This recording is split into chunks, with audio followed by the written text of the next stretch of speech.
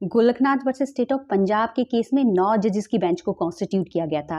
इस बेंच के हेड थे जस्टिस सुब्बा राव और इस केस में चैलेंज किया गया था पंजाब स्टेट गवर्नमेंट का land tenure act. Friends, Golaknath की फैमिली के पास 500 एकड़ जमीन थी, तो पंजाब स्टेट गवर्नमेंट ने लैंड टेन्योर एक्ट पास करके बोला कि आप इसमें से थोड़ी सी संपत्ति को अपने पास रख सकते हैं, बाकी आपको गवर्नमेंट को देनी होगी। फ्रेंड्स, इस केस में मेन आर्टिकल रोल प्ले कर रहा था इंडियन कॉन्स्टिट्यूशन का आर्टिकल 368, जो सिंपली यही बोलता है कि पार्लियामेंट के पास पूरी पावर है कि वो कॉन्स्टिट्यूशन के किसी भी पार्ट, किसी भी प्रोविजन को अमेंड कर सकती है, उसमें किसी प्रोविजन को ऐड कर सकती है, रिवोक भी कर सकती है, यहाँ तक कि सिटीजन्स के फंडामेंटल राइट को भी अमेंड कर सकती है।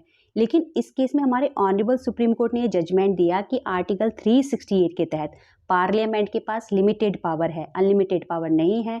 पार्लियामेंट ऐसे किसी भी सिटीजन की फंडामेंटल राइट का वॉलेशन नहीं कर सकती, क्योंकि हमारे इंडियन कॉन्स्टिट्यूशन ने ही सिटीजन को right to property as a fundamental right दिया है इंडियन कॉन्स्टिट्यूशन के आर्टिकल 19 क्लोज एफ के तहत। तब तक राइट टू प्रॉपर्टी हमारा फंडामेंटल राइट थी, लेकिन बाद में जाके कॉन्स्टिट्यूशनल राइट में डाला गया है। Friends, Golaknath versus state of Punjab case के जजमेंट को पूरी तरह से पलट दिया गया, ओवर रूल्ड कर दिया गया था 24 amendment act, 25 amendment act and 29 amendment act के जरिए।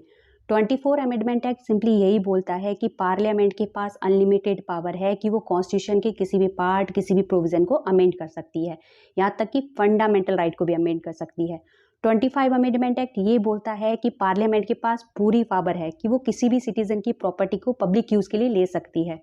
उसके लिए उस सिटीजन को कितना कंपनसेशन मिलेगा, मुआवजा मिलेगा, ये भी पार्लियामेंट तय करेगी। 29 अमेंडमेंट एक्ट ये बोलता है कि जितने भी लैंड रिफॉर्म्स एक्ट हैं उनको 9th शेड्यूल में डाला जाएगा। 9th शेड्यूल में जितने भी लॉज चले जाते थे उनके खिलाफ आप कोर्ट में सूट फाइल नहीं कर सकते, क्वेश्चनिंग नहीं कर सकते। एक तरह से फंडामेंटल राइट का भी वॉलेशन हो रहा था और जुडिशियल रिव्यू का भी वॉलेशन हो रहा था। Golaknath versus state of Punjab case की पूरे जजमेंट को लिया गया था 24 अमेंडमेंट एक्ट के जरिए। आई होप फ्रेंड्स आपको आज की शॉर्ट लीगल वीडियो बहुत ही शॉर्ट से टाइम में सिंपल सी लैंग्वेज में समझ आई हो। Thank you so much.